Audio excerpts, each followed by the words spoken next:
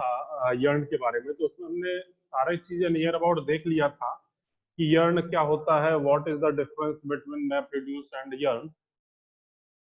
और साथ में हमने कुछ नए डीमंस के बारे में भी पढ़ा था, और उसमें मैंने बोला था कि आप लोगों को इसके बारे में जो नए डीमंस हैं जो मैप रिड्यूस से यर्न में तब्दील होने के बाद जो आए, जैसे जॉब ट्रैकर की जगह पे या टास्क ट्रैकर की जगह पे जो नए नए डीमंस आए, तो वो क्या है उसके बारे में हम पढ़ेंगे।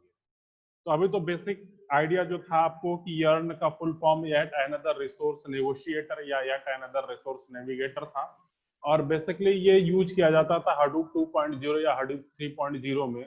क्या जरूरत पड़ी थी?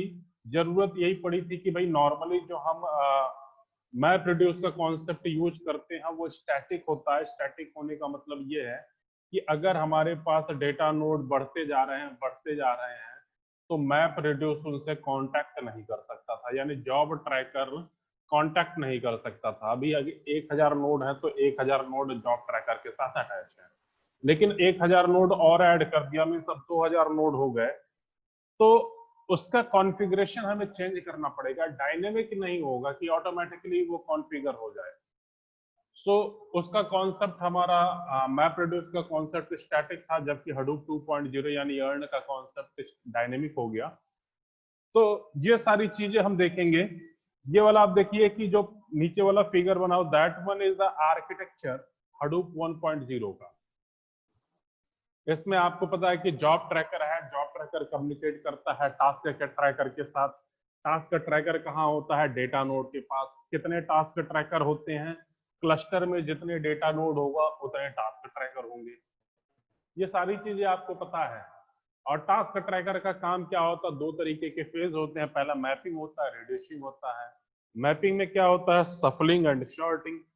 और रिड्यूसिंग में रिड्यूस करने का काम होता है। तो ये आर्किटेक्चर जो 1.0 का है, यानी मैप रिड्यूस का आर्किटेक्चर है, ये सारी चीजें आपको क्लियर है। हमें देखना है बेसिकली हडूप 2.0 यानी कि यर्न का आर्किटेक्चर देखना है।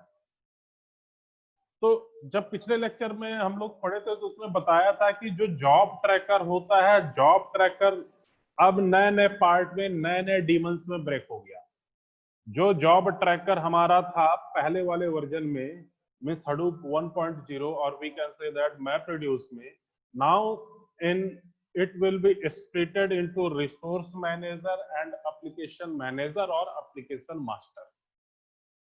सो जो जॉब ट्रैकर था, this one is a job tracker, ये स्प्लिट हो जाएगा resource manager and application master में। तो अब जब मैप रिड्यूस का कॉन्सेप्ट हटने के बाद यर्न का कॉन्सेप्ट आया, तो पहले का मीन हडूप 1.0 का कॉन्सेप्ट या आर्किटेक्चर अगर देखते थे तो वहां पे एचडीएफएस यूज किया जाता था स्टोर करने के लिए, और मैप रिड्यूस यूज किया जाता था प्रोसेस करने के लिए। तो हम कहते थे कि भाई एचडीएफएस के ऊपर इंस्टॉल होता है मैप रिड्यूस, और मैप रिड्यूस के पैरेलल में ही अनदर फ्रेमवर्क या data processing framework like as Hive, Pig, Mahout, Sqoop जो भी हैं, वो मैप रिड्यूस के पैरेलल में चलते थे। लेकिन जब मैप रिड्यूस के आगे का यानी यर्न की कहानी शुरू हुई, तो एचडीएफएस के ऊपर सबसे पहले यर्न इंस्टॉल होगा, और यर्न के ऊपर ही मैप रिड्यूस और other data processing tools install किए जाएंगे। तो यही डिफरेंस था कि मैप रिड्यूस डायरेक्ट एचडीएफएस पे इंस्टॉल होता था 1.0 में, लेकिन यर्न का कॉन्सेप्ट आने के बाद अब ये पहले एचडीएफएस के ऊपर यर्न आएगा और यर्न के ऊपर मैप रिड्यूस आएगा।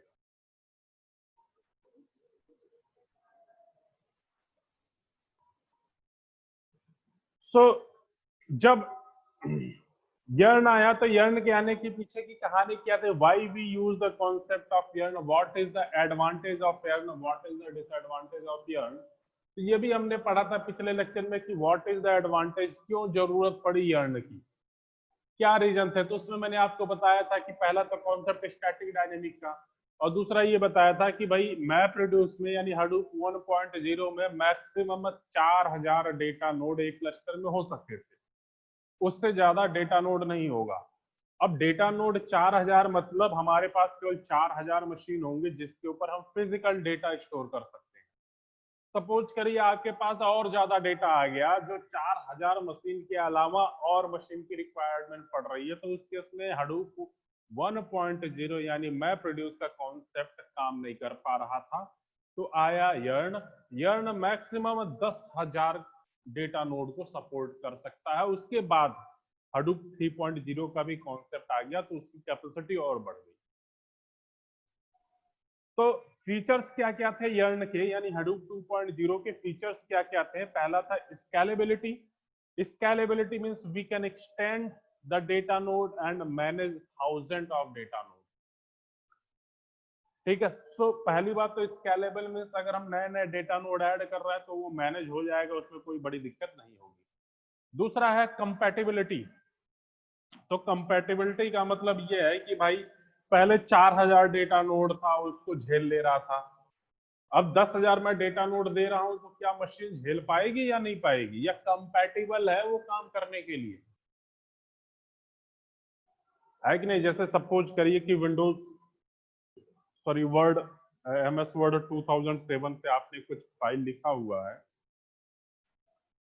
और वो 2010 पे ओपन करना चाहते हो तो ओपन हो जाता, बिकॉज जो नया वर्जन है वो प्रीवियस के साथ कंपैटिबल है।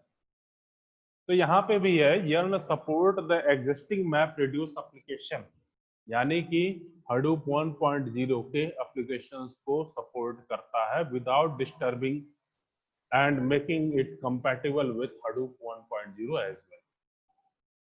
थर्ड था cluster utilisations.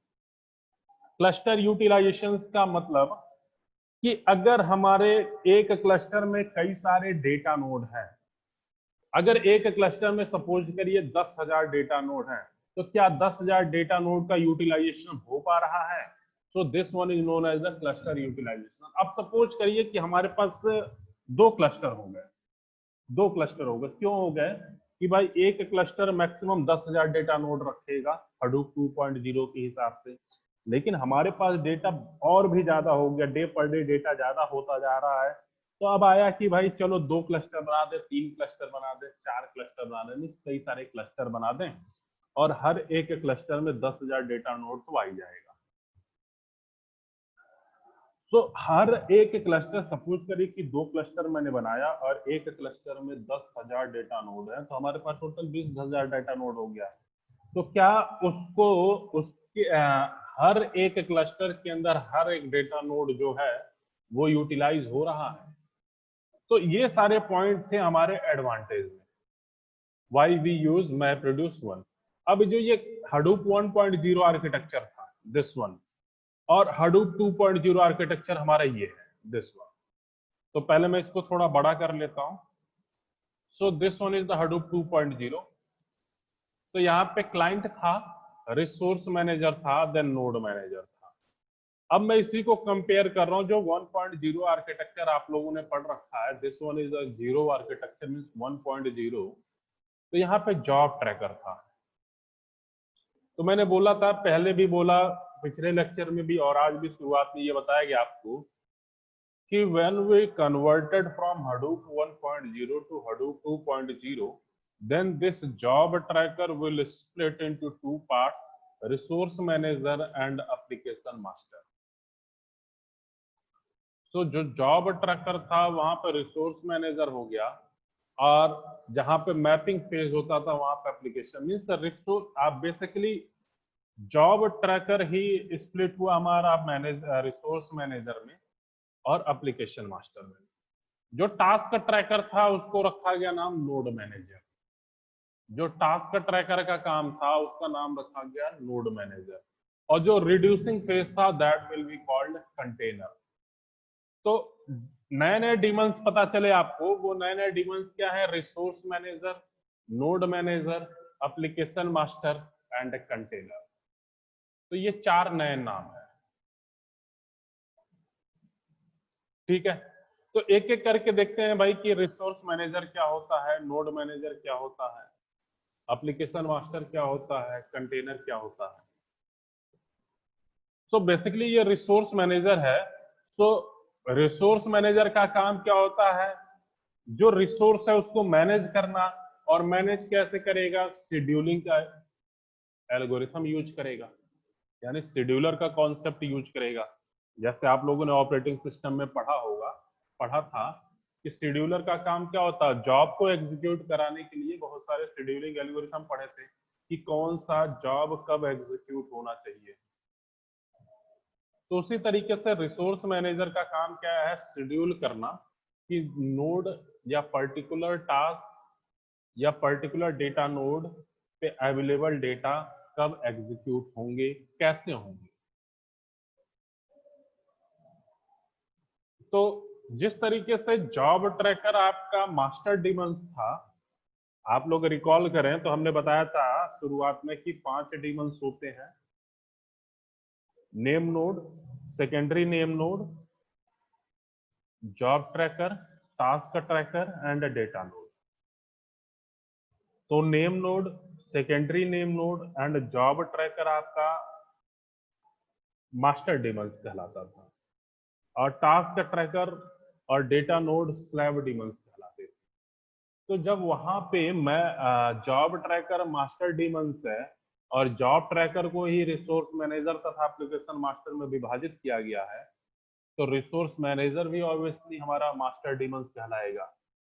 So resource manager is known as a master daemons and it is responsible for resource assignment and management among all the applications।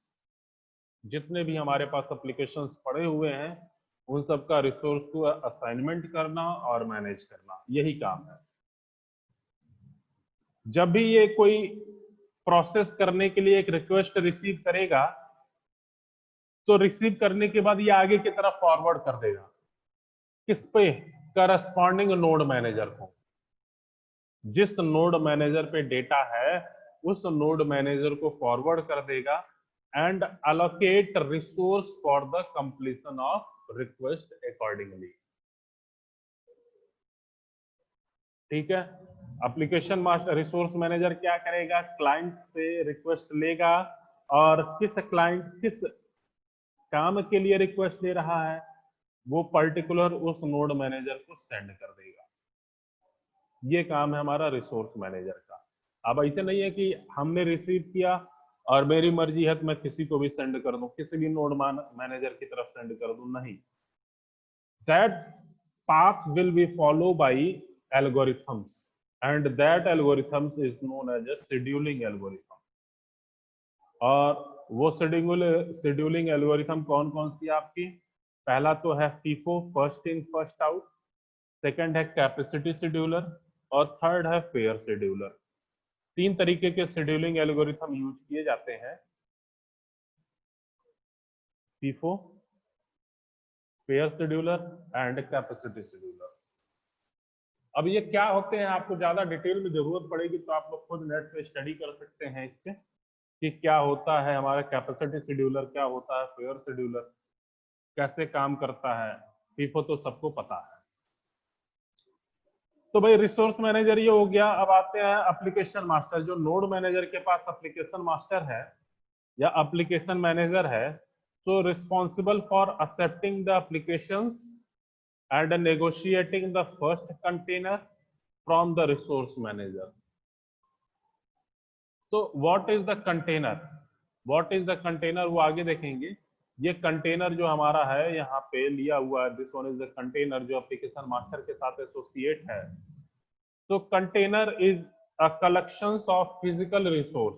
Physical resource क्या क्या होते हैं, जैसे आपका रैम हो गया, आपका सीपीयू हो गया, आपका डिस्क हो गया, ये सारे आपके फिजिकल कंपोनेंट होते हैं।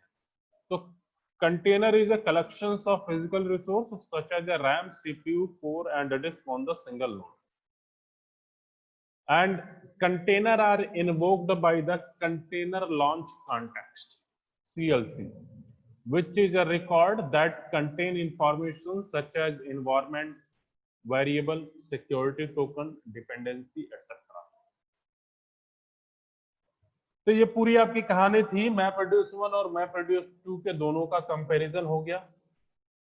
अब कंपैरिजन होने के बाद भाई किस तरीके से एप्लीकेशंस का वर्क फ्लो होगा यर्न के केस में, तो ये है पहले client, then resource manager, then application master, then node manager. और ये पूरा का पूरा स्टेप लिखा हुआ है। पहला काम क्या होगा, क्लाइंट सबसे पहले कोई एप्लीकेशन को एग्जीक्यूट कराना चाहेगा तो क्लाइंट सबसे पहले सबमिट करेगा एप्लीकेशन को, और एप्लीकेशन से रिसोर्स मैनेजर के पास जाएगा। रिसोर्स मैनेजर क्या करेगा? रिसोर्स मैनेजर एलोकेट करेगा एक container to start the application manager. So application manager के पास जब गया तो तीसरे स्टेप में हमारा हुआ application manager register itself with the resource manager. तो application manager register itself with the resource manager, then again application manager negotiate container from the resource manager। again fifth step आपका यहाँ पे है application manager notify the node manager to launch container। then उसके बाद आपका गया sixth step, ये वाला client to node manager। so application code is executed in the container। then seventh resource manager to client। तो client contact the resource manager या फिर application manager to monitor application status। and next one is 8 जो कि application manager से resource manager की तरफ आ रहा है, this one। तो application manager से resource manager की आ रहा है, means once the processing is completed the application manager unregistered with the resource manager। so this one is the application flow or flow of an applications which are executed in the Yarn architecture। so this one is the whole concept जो आपका था।